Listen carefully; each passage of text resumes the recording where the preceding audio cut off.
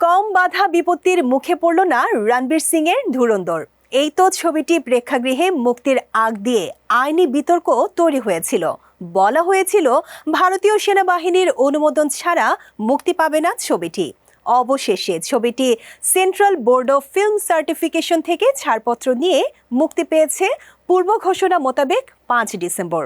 এটি রণবীর সিং এর প্রথম সিনেমা যেটি এই সার্টিফিকেট অর্জন করেছে, অর্থাৎ শুধুমাত্র প্রাপ্তবয়স্করাই এটি দেখতে পারবেন। সো ভিউয়ার্স, এবার দেখে নেব আজকের সিলভার স্ক্রিনে নিউ মুভি আপডেট। रहमान डकैत की दी हुई मौत बड़ी कसाईनुमा होती है।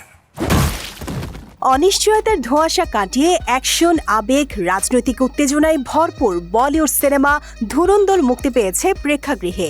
বছর দুয়েকের বিরতির পর বড় পর্দায় ধুরন্ধর সিনেমার মাধ্যমে ফিরছেন রণবীর সিং।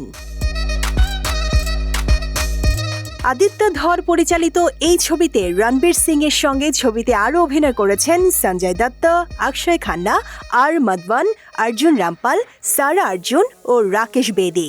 এদিকে ছাড়পত্র পাওয়ার আগে ছবিটিকে একাধিক সংশোধনের মধ্য দিয়ে যেতে হয়েছে। সেন্সর বোর্ডের পর্যবেক্ষণে সিনেমার শুরুতে কয়েকটি সহিংস দৃশ্য বাদ দেওয়া হয়েছে। দ্বিতীয়ার্ধ থেকেও কিছু দৃশ্য বাদ দেওয়া হয়েছে।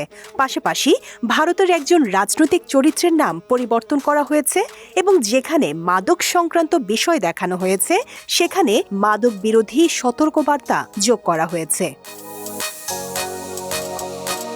এদিকে বলা হয়েছিল ভারতীয় সেনাবাহিনীর অনুমোদন ছাড়া মুক্তি পাবে না ছবিটি। তবে সিবিএফসি বিস্তারিত পর্যালোচনা করে জানায় ছবিটি সম্পূর্ণ কল্পকাহিনী এবং এর সঙ্গে মেজর মোহিত শর্মার জীবনের কোনো প্রত্যক্ষ বা পরোক্ষ মিল নেই। অন্যদিকে সেন্সর বোর্ডের নির্দেশনা মেনে কয়েকটি দৃশ্য কাটা, পরিবর্তন বা নতুনভাবে সংযোজন করা হয়েছে।